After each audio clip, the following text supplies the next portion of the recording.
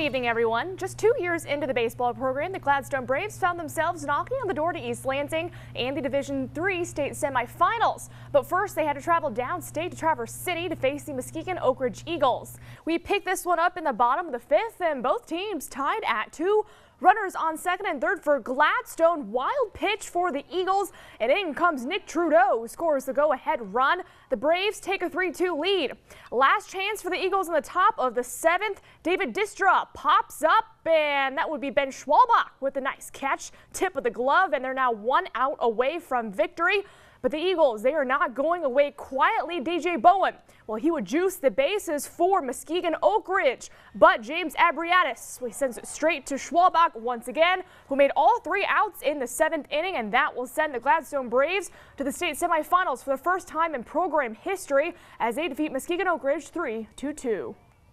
You know, and these kids just keep fighting and fighting and fighting. You know, we had some adversity with injuries, and we got a couple freshmen starting, and what a great thing for our program, what a great thing for the community. I'm just so proud. Emotional moment there for the manager, and of course the Braves softball team looking on. Hunter Garling was your winning pitcher. So in the Division III baseball Final Four, we have Gladstone facing Decatur at 2:30 p.m. The Raiders got by Olivet 5-2. In the other game, defending champ Grosse Pointe Woods University Liggett faces Reese in the 5 p.m. game. The Gladstone softball team also did their part. Jessica Boudry got things going for the Braves with a 3 RBI double, and they'd coast to a 5-1 victory over Muskegon Oak Ridge. Tina Sharon pitched a complete game. They will face Coloma this Friday at 10 a.m. The Comets defeated Springport 6-2 in their quarterfinals matchup. The Lady Braves get a good draw, though, as they always tough Unionville, Sebewaing, and Clinton teams have to play each other first.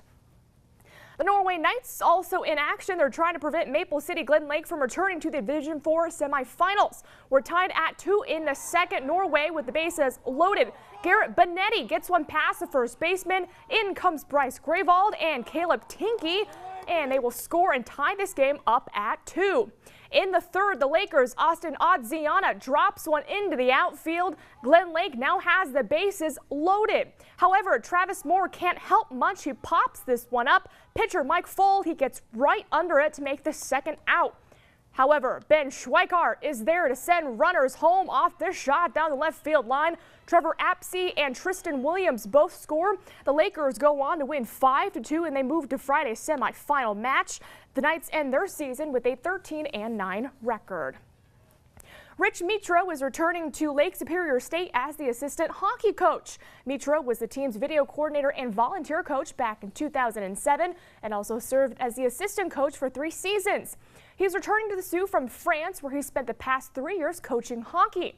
Mitro and new Lakers head coach Damon Witten have already hit the ground running, since the campus will host the USA Bantam Selects camp beginning this Friday.